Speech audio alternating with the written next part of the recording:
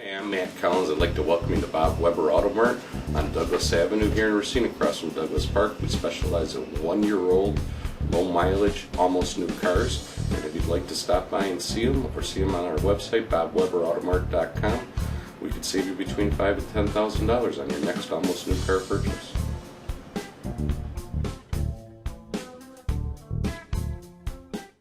I am. Welcome into another edition of Sports Junkies, a special edition. We're going to talk about Marquette hoops, and that happens very often. He is Gery Woelfel of the Racine Journal-Times. I thought we were going to talk about Marquette hockey. Sparky, Fifer. Or Marquette football. Normally we don't talk about college basketball for Junkies. So normally the Bucks, Packers, Brewers, high school football, high school basketball. So it's something different talking about college hoops, but we have to because this Marquette thing is totally unraveled. Let's go back. You have an AD who leaves. Buzz Williams stays, but now all of a sudden there's no AD, there's no president. Father Wild has to come back. Bill Cords has to come back. Season ends with Marquette not even making the NIT, for God's sakes. And then next thing you know, Buzz Williams gets a deal done with Virginia Tech while nobody else was paying attention to Buzz Williams or what he was up to. And he heads off to Virginia Tech there. Now, at his press conference at Virginia Tech, the reporter pretty much asked him, why'd you leave Marquette? Talk. Didn't answer the question. He had enough of you? The writer... He said I was sick and tired of being ripped on WSSP. He didn't even know we were live, probably.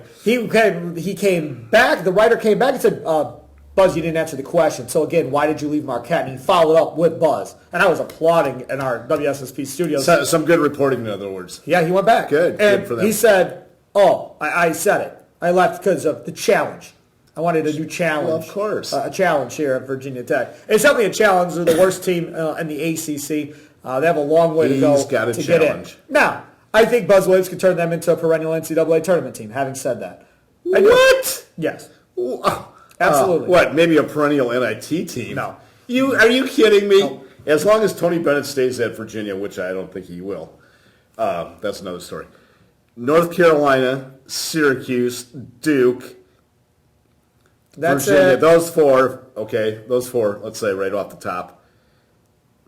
Where does he come in? North Carolina State's going to be better than him. Do you realize how big the ACC is? It's not like they take 3 teams from the ACC to the NCAA tournament. He's not going to be taking 6 or 7 teams every year. He'll not get into that echelon. No way. He made a career suicidal move. I think he can sit there between 5 and 7 in the ACC. He'll be broadcasting like Kevin O'Neill in 5 years. Well, we'll find out. Virginia Tech made a horrible move because Seth Greenberg was doing a pretty good job at Virginia Tech. They decided they wanted to take a next step. So they let Seth Greenberg go. They bring in the next guy who destroyed the program, fired him, and now this new AD brings in Buzz Williams. So we'll see what happens there. Okay. Back to Marquette.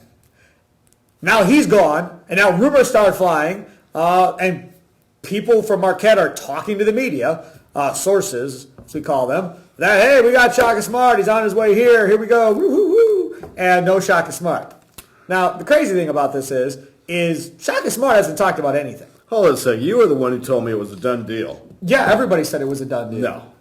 You said it was a done deal. No, I said on a post-game show. I'll play it back for the Pickens Basketball post-game show. You said, on the Pickens Basketball post-game show, you said they just got to let the kids know tonight and everything should be all set. Correct.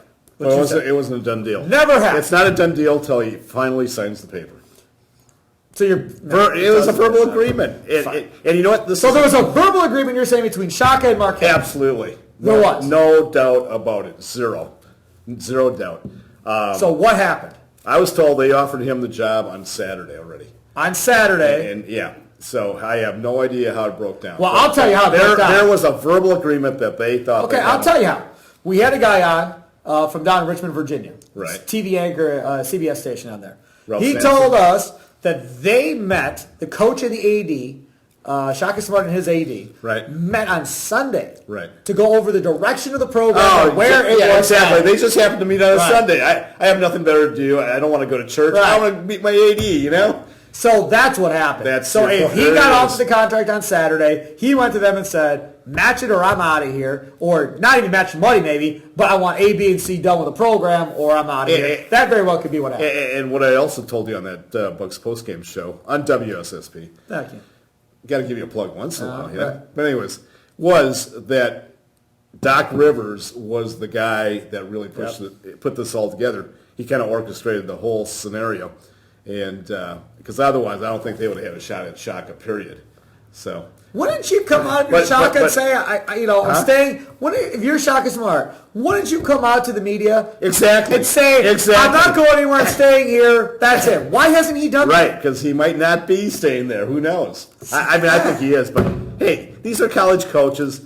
I trust college coaches. But, Gery, think about this for a second. Okay, hold on. He's making just over $1 million a year, right? 1.2, I think it is, right? Right. They were paying Buzz 2.8. So you're telling me, now I don't know what Marquette offered him. If Marquette comes to you and goes, we'll give you a 2.5, we're going to double what you're making. Shaka looks at him and goes, nah.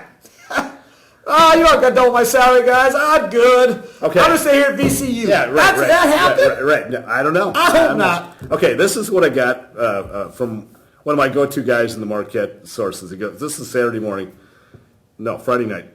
Likely candidates are Shaka, Marshall, Bennett, and he later told me Holland. Okay, those four. The sleepers were Archie Miller, Kowalczyk, Wardle, Mike Hopkins, who's in Syracuse. And what I've been told since then is that the coach at Creighton, Mr. McDermott, has called Marquette to let him know that he has been interested. McDermott? I think that'd be a great hire. If they his kid's done at Creighton, so that job. By the way, something you guys might want to look at is McDermott's post-game talk. Awesome. Watch the video. I mean, it's just getting rave reviews. I think it's about 7 minutes. Yeah. It is well worth it. Yeah, it's very good. Wouldn't Creighton be pretty upset if he goes to somebody else in the conference? No, the deal here is that he's pretty much maxed out. Creighton's one of these schools that, hey, we're following our budget. We don't believe in being a pro team. Right. So he's pretty much capped out with his salary, and Marquette probably could double his salary. So. Let me ask you this. If you're Marquette and you're this new president that comes in from UWM, okay? Right. Are you looking for a coach that excels at recruiting, or are you looking at a coach that excels at the on-the-court X's and O stuff? Recruiting, no doubt about it. There's some primetime players in Wisconsin and Chicago. By the way, did you hear about Rick Brunson's son in Illinois, plays for Stevenson? Yeah, no. In the state semifinals, he scored, want to take a guess? 50. 56 against Okafor's team. Okay. They lost. 56. I had a college coach tell me. me. Okafor is going to do. He's a junior at Stevenson. He's a 6'4 guard. A friend of mine, former college coach, claims he is the best kid he's seen come out of Chicago in 20 years. Think of all the good players that have come out of Chicago. Wade came out of there. Derrick Rose came out of there. We could go on and on. And so I'm saying, like, okay, not that they're going to get him, but I'm saying if they bring in a guy that can recruit, they got a kid, right, as you well know, right in their backyard. Diamond Stone. Big-time recruit, top 5 kid in the junior class. So, to me, it's imperative they get a recruiter, number one. They can bring in a retired coach, some veteran coach, and let him be his X's and O's. Sure. Dick Versace. I'm putting out a word for Dick Versace. Like Wainwright was this year, okay? Yeah. Or last 2 years. Bring in somebody that has a ton of college experience from an X's and O's standpoint and have a recruiter. I mean, look at Calipari. You think Calipari can coach? What about Danny Manning? Love him. I think that would be the perfect He's at Tulsa. We won't have to pay him all that much to get him here. And he's a guy that has name recognition, young go-getter, trying to build a name for himself in the coaching ranks now. True story. Forward. He asked me if he should retire. Remember when he played? Oh, yeah. He comes up to me, think I should retire now? It's time to retire, Danny. Right. That's funny stuff. Yeah. Danny Manning would be a good candidate. We had Mateen Cleaves on, the former Michigan State point guard. Yes. He's doing TV coverage for CBS. He wants the job? I asked him, I said, here are a couple of the names. Anybody that I didn't say it kind of stands out that you'd like? He's like, actually, I was just talking to a guy the other day that I think would be really good, that I told him he should go to college and go coach in college. Michael Curry. Michael Curry was with the Pistons, former Buck, was a player rep in the NBA and all that. I don't know how he translates. I don't know how he would recruit, coach, however whole thing would work, but they need somebody that can recruit. Okay. We had a guy call into the big show and suggest George Karl. No, that's not going to happen. I would love George Karl would be the coach at Marquette for 1 week. Right. And either he would quit or he'd be fired. One of the two. To me, Tony Bennett's the guy. I mean, if they could somehow, some way. Why? Why not? You don't like Bennett? No, because I think he's waiting on Wisconsin. But I think Shaka Smart might be waiting on Wisconsin too, so I don't know. Exactly. And that was told by a very good source that when they hired Buzz Williams, they reached out to Tony Bennett. Tony Bennett said, yes, I'm very interested. But I was told, I don't know this, somebody can check this. His wife apparently is from Louisiana, and he was looking for a job, I think, at LSU, and had hoped to get it. He didn't get the job. He ended up, obviously, at Virginia. And he called back still saying he wanted the Marquette job, but by then They had filled it. they had committed to Buzz. Can you imagine how things would have changed? I mean, Tony Bennett's, he's got the whole package. And if I'm Marquette, I'll say, hey, I'm breaking the bank on this guy. I have that much faith in him. We've seen him. He's solid as a rock in every category. He can recruit. He's a great coach. He's great with the alums. I mean, he learned something from his father. It's very apparent.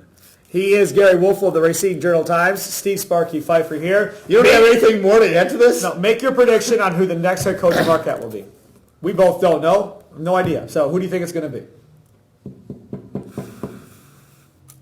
Brian Wardle. That's my prediction. It's a long shot because I think Holland's the safe. I don't think I it's think a long shot. Holland is the safe pick. I mean, if they want a guy to come in with credentials. I believe. And who that- do you think? I believe that the new guy in charge at Marquette is a Pittsburgh guy. Correct. So it's Ben Holland. But he's the front runner, no doubt. But because of his issues with the kids at UCLA and how that got publicized, Right. I don't know if Marquette's going to be brave enough to make that hire. That's who I would take right now, but I just don't know if they're going to be brave enough. So if I'm going to make my prediction, I'm with you. I think it's Brian Wardle. I don't want it to be Brian Wardle. I think he'd be a tremendous hire. Not a good hire, a tremendous hire. I'll go on record right now saying that. I like Brian Wardle. Wardle. I think Brian Wardle's a good dude. I've always gotten along with Brian Wardle. I've never had an issue with Brian Wardle. So this isn't anything personal. But to me, at some point, you've got to take a step away from being the stepping stone program. At some point, you've got to hire a guy with some credibility. He's got credibility. They should have been in the NCAA tournament this year. I think most logical yes, people he was would the have said Horizon League Coach of the Year. I know. No, they should have been Brian in the NCAA Wardle was the tournament. Coach of the Year. Yes. Right. And then they lost to Jeter. You know what I love about Wardle real quickly is he can recruit. If you look at who he got in there, you've been a big fan of Jordan Faust. Jordan Faust is better than any defender at Marquette or Wisconsin. Best defender by far. Sykes, the point guard, Kiefer Sykes, is the best point guard at Marquette, UWM, Wisconsin. Alec Brown is basically a nobody coming out of high school. He could get picked in the NBA draft. That is big-time recruiting. He's Gery Woelfel, Steve Sparky Fifer. Thanks for tuning in to another special edition of Sports You don't have Junkies. anything else to say? Talking We about still have time. Marquette basketball. Enjoy the rest of your day here at RacineSportsZone.com. Incredible.